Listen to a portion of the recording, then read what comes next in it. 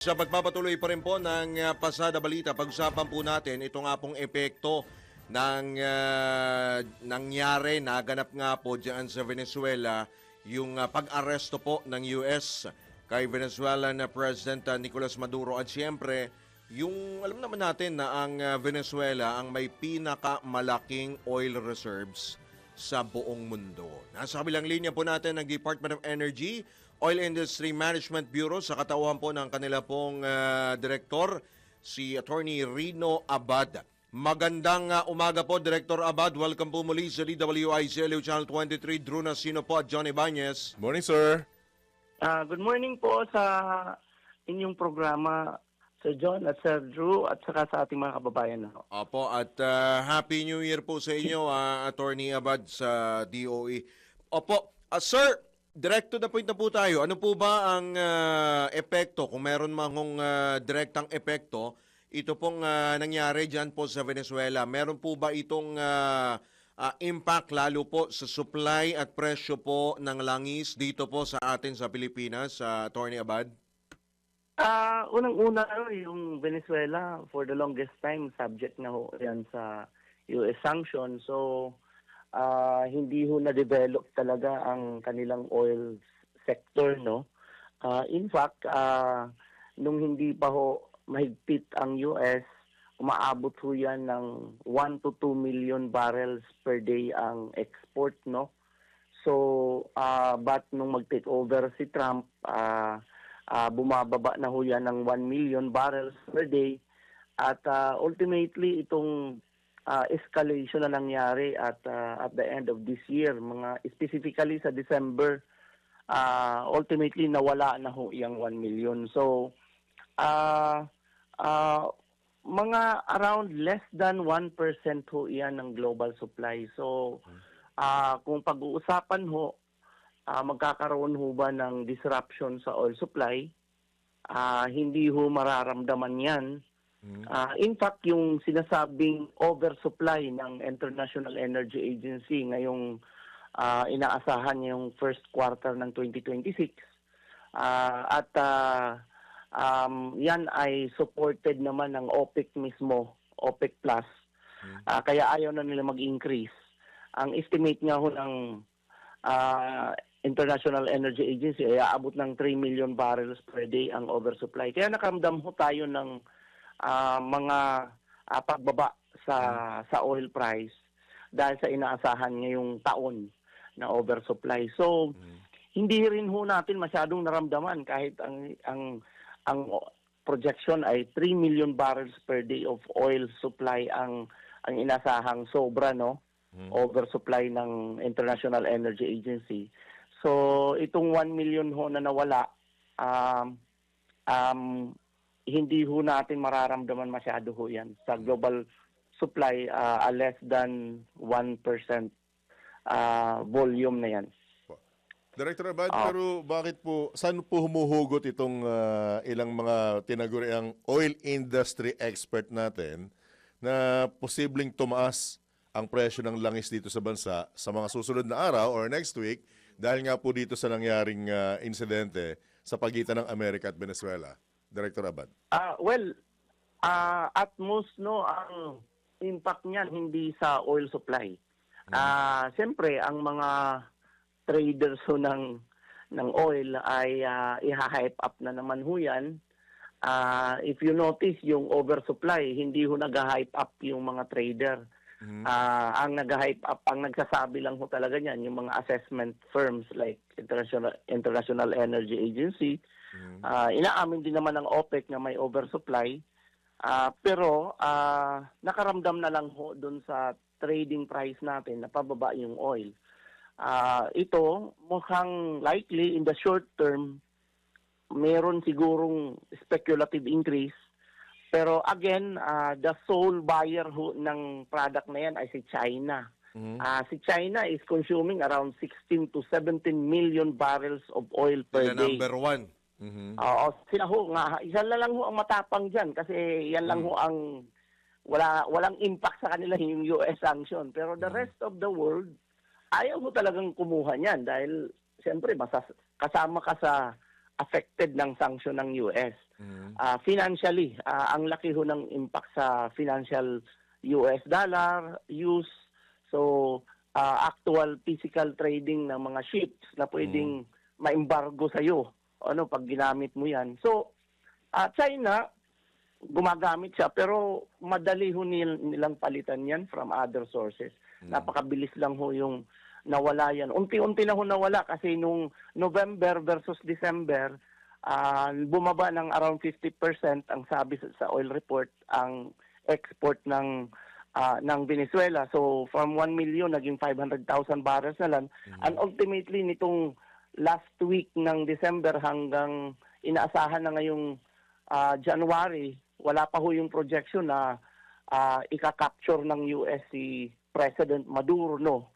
At that time, lumabas na ang report, wala na ho talagang inaasahan na export by this month, nitong January. So, ultimately, alam na ng China yan. So, walang impact ho talaga. Hindi ho affected masyado si China dyan. 17 million barrels per day ang consumption yan. Kukuha at kukuha ho yan sa ibang Diba? sources Sa like Russia, Middle East. kukuha. Oo, ang Russia medyo malaki ho talaga yan. So, matagal din ho ang naging adjustment natin dyan.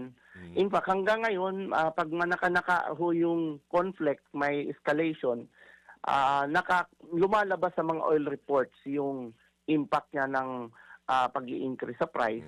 Kasi originally nasa 8 million barrels per day ho ang export ng Russia. So, medyo malaki.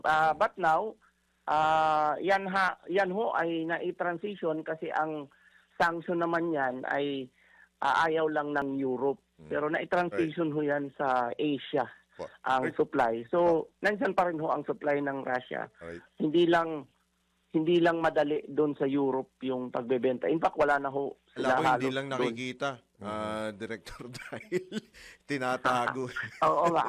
Ina- Oo, May- pero yun ang malaki. Kung yun ho talaga ang isasara at iba-blockage, wala ho talagang, mahirap pong mangyari at yata maisip natin na iba-block yung magkakaroon ng blockage sa Russia.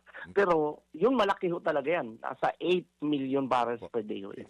Director Abad, so you're saying na kung walang epekto, so walang dahilan ng mga kumpanyang langis para mag-angat or magpatupad ng oil price increase. Well, Tama po ba? ang effect ko siguro may chances na mag-i-increase pero hindi ho ganong kalakihan na parang magkakaroon ng impact na fundamentally dahil sa oil disruption. Iba hong usapan yung ginawa gaya ng OPEC Plus na nag-production cut sila before.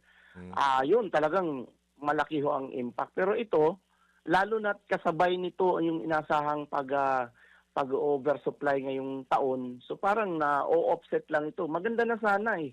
Kasi yung oversupply na yan, magbababa talaga yan ng price. Ngayon parang kumontra pa ito eh. Parang hindi natuloy-tuloy yung projection na yun ng IEA. Baka lalabas ang bagong projection ng IEA na hindi na ganun kalaki yung magiging oversupply. If at all, baka mabura pa yung oversupply. Mag-i-even out sila. So, Right.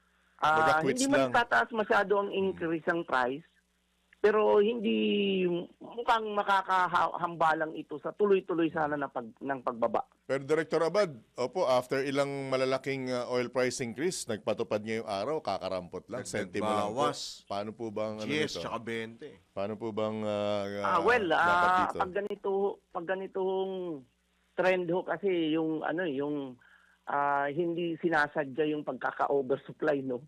Ganun ho, inay-hinay yung pagbababa unless meron ho na namang decision ang OPEC Plus na mag-increase. Pero nung meeting ho nung December ng OPEC, sinabi ho nila na ayaw na nila muna mag-increase ngayong taon hanggang hindi mag-stabilize yung supply dahil meron niyang inaasahan na oversupply. Ang atin lang, spoiler lang ho talaga ito. Tuloy-tuloy sana yung magandang sitwasyon na yun. Even at least for the first quarter kasi may hangganan din yan. Yung paghihigpit ngayon ng OPEC Plus ng supply, para yan, intended yan para ma-stabilize at mabura yung oversupply, no. Ito, parang nakadagdag pa ito sa napabilis pa yung pagkakaroon ng balancing nung demand at saka supply. So hindi makakaapekto masyado sa increase ng price. Pero makakahambalang sana sa tuloy-tuloy sana mai-enjoy natin yung pagdi-decrease ng price even kahit yung first quarter lang ng 2026. Alright, Director, halimbawa, wag naman mangyari. Mas tumindi yung tension sa pagitan ng dalawang bansa. Pa ba tayo magkakaroon ng epekto sa atin? Unang-una, wala kasi ang walang gaanong kung manunumbalik ang Venezuela, at most ang estimate yan historically baka bumalik siya sa 1 million at ma-maximize pa niya to 2 million. Hindi ho talaga na-develop. Malaki ho ang reserve ng Venezuela. Projected na number 1 yan. Kaso hindi na-develop. Hindi na-develop for how many years dahil naka-sanction lang siya for how many years eh. So, walang investor. Malalaking investment sana galing dun sa mga oil companies ng mga European oil companies din ang mga Kung developer papasok yung mga investor, di ba sabi nga ni wala Trump, sabi ni Trump, mag-ano sila ng investor para yan ho ang magandang balita ho yan. Kasi in other words, hindi lang ho ang reserve ang pinag-uusapan. Kailangan ho i-explore yan at hanapin at i-produce. Pag-i-explore yan, tinatrabaho yan. At ang pagpuproduce ho yan, mag-set up ho kayo ng production facility. And then, sasamahan nyo pa yan ng mga shipping asset, no? Para ma-establish muna yung infrastructure, di ho ba? Director? Wala pa ho. Ayun, wala pa ho. So, kahit manong balik yan, baka bumalik lang sa 1 million to 2 million. Opo. Director, can you educate us, enlighten us na ito kasing Venezuela, yun na nga, sila ang pinakamayaman pagdating sa oil reserve. Bakit hindi nila na-develop? Tama ho ba? Sila ang kaya ho sila kailangan ng US kasi ang US is more on, nakaasa sila sa heavier, tama ba? Heavier crude, which is yung ginagamit for diesel. So, ang ine-export nila is yung sweet, yung light crude, which is used for gasoline. Tama ho ba? Kasi mas malakas ang konsumo ng Amerika sa diesel. Di ba, Director? Kasi ang malaki ho talagang heavy oil na producer ay Canada ho, at saka sa area nila sa Canada, Mexico. Canada at itong Venezuela ho. Yeah, Venezuela. So tama ho kayo dahil ang method na nangingibabaw sa US ay yung fracking system. Ang fracking ho ay kadalasan nagagamit talaga yan effective pag light crude oil ang pinoproduce. So may mga areas ho dyan sa US, I believe na may mga heavy. Hindi lang ho akma ngayon sa predominant na technology na ginagamit nila, which is fracking. So itong ginagamit sa heavy, ito yung conventional na pagkukuha, no, yung mayroong pipeline at tinutumbok ho yung reservoir at hihigupin. So iyan ay predominant na nagagamit sa Canada at saka dito sa Venezuela. So highly dependent pa rin ho yung US, tama kayo, dun sa heavy crude oil to produce the diesel type. So, ayaw na ho nating tumawid dun sa political strategy ng US. Bakit ginanon ang Venezuela, no?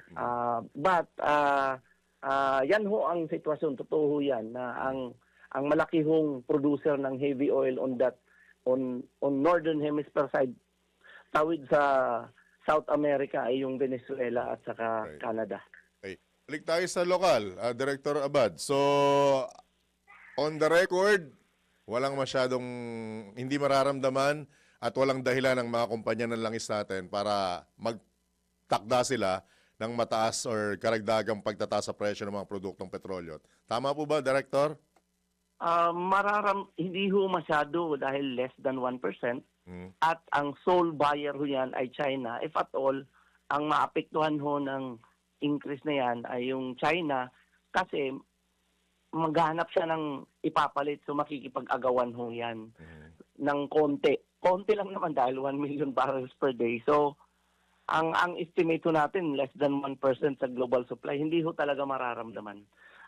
If at all, kung mayroong mag-speculate, speculation sa price, but wala ho maniniwala na magkakaroon ng major oil supply disruption, pero pwede hong umepekto sa price increase So, Director, ng konti. Pero hindi ho fundamental ang magiging impact sa hindi price. tayo apektado On yan. the record po yan, Director Abad, at yan ang ipanghahambalang namin sa Pwede ba naming oil company. isampal yung sinabi? Mga ilang araw namin i-headline yan, Director Abad, ha? Well, tinitingnan lang ho natin from the global scale no na less than 1%, parang masasyak naman tayo kung biglang sasabihin na mayroong oil supply disruption. Ang OPEC or Russia, dan tayo kakabahan dahil siyempre ano yan OPEC is exporting to the global market. Yung Venezuela ba hindi 27 member ng million. OPEC? Well, oil producer kasi yan, titingnan ko muna kung member pa ba yan sila. Dahil wala Baka mamaya. talaga. Member pa naman yan, Pang-smuggling pero na yan. under sanction ho yan. Under sanction. Member ho yan, pero non-quota member yan. So, hindi kinukota dahil walang kasiguraduhan ang supply nila. Okay. Okay. Opo. Pag tayo ba kumuha sa Russia, isa-sanction din tayo? Hindi ho Kasi, hindi tayo? ho hindi si US hindi si US aggressive dun sa Russia. Ang ayaw talaga yung Europe, ayaw kumuha kay Russia. Right. So for us to be involved in that, masyadong namang overreach yung sanction na yan, no? But of course, you're trying to avoid na lang yung implication doon sa Politika kasi sa talaga. Kasi relationship syempre, natin. we are a US ally. Di ba? With Europe, Europe pala. Our relationship also with European Union. Alright. So, talagang pinangahawakan Pero namin walang yan, Director direct Abad, from ha? our side, Sir Drew, Sir John, Apa. walang direct sa side natin na tayo ay nagsabi na we are with these nations, Europe at US, na isa-sanction din natin si Russia.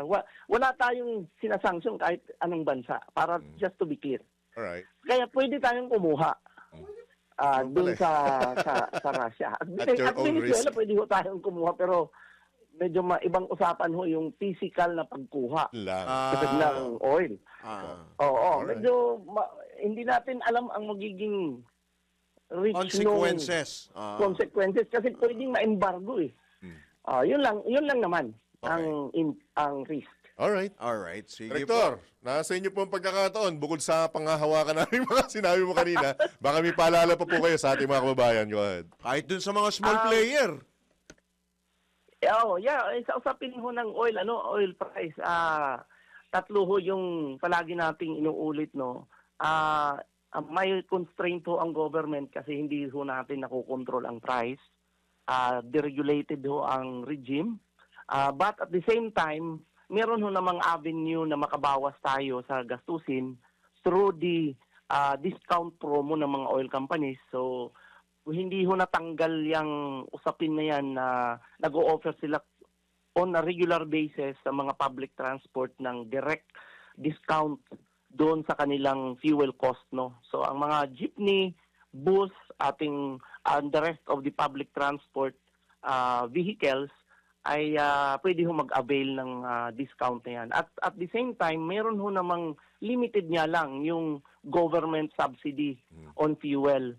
Ang binigyan lang ho yan na agency ay ang LTFRB at of course yung Department of Agriculture. So, meron ho diyang nakalatang sa kanilang fund na galing naman sa General Appropriations Act. So, itong mga dalawang agency na to, we believe na upon reaching yung trigger na $80 Dubai crude average for 1 month, marirelease ho yan dapat sa intended beneficiary. At this point in time, hindi pa ho tayo hindi natin na breach this year.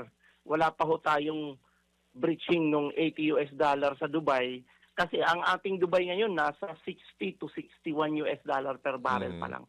Alright. So malayo pa ho dun sa $80 per barrel, much less yung average for 1 month. Medyo malayo pa ho talaga. So unfortunately for 2026, hindi pa ho natin matitrigger yun. So, but of course, tuloy-tuloy ho yung bigay na yan from 2024, 2025, at baka dire-diretso ngayong 2026. Right? So, sana maipamigay na ho Apo. completely yung nakaraang taon. Hoping. Opo. Alright. Salamat po, Attorney Rino Abad, sa inyo pong oras. Magandang umaga po at good luck po sa inyo at good luck po sa ating Good lahat. morning, sir. At Good ingat morning po. po. Magandang ingat. umaga ho. sir, Magandang sa lahat. umaga rin po. Thank you. Si Attorney Rino Abad, ang Director po ng Department of Energy Oil Industry Management Bureau.